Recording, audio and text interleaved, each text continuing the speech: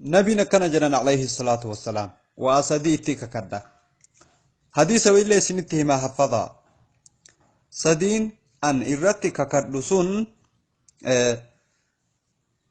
وان إرتو قبيني قبرتشا صدقرا فكينياف osoo riyaala kuma qabaatee keessaa riyaala 10 yookaan 20 sadaqattee riyaala 980 yookaan 990 na jalaa deebite dhir'atte hin jedhin wallaahi rabbiin bakka sii buusa kunoo hadiisatu jedha itti kakadhe waan dhir'atu qabeenyi gabrichaa sadaqarraa rabbiilleen yoo sadaqattan bakka isinii buusaa jedha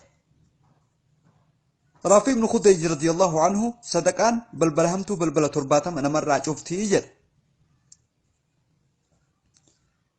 ilmi keessatti jallatuun balbala hamtuuti. Namni tokko si roorisee qabeenya keessa saamuun balbala hamtuuti.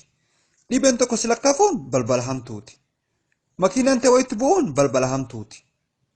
Hojiirra ari'amuun balbala hamtuuti. Manni kee gubatuun balbala hamtuuti. Qabeenyi kee saamamuun balbala hamtuuti. Balballi hamtuu baay'eedha. Raafiq ibn Khudayj radiyallahu anhu sadaqaan balbala hamtuu balbala 70 namarraa cufti jedha. Rabbiin sababa sadaqaa sirraa cufa. Irra caaltuun sadaqaa immoo sadaqaa nama yoo itti sadaqatan. Obboleettii teetitti yoo tola oolte, intala teetan heerumtetti,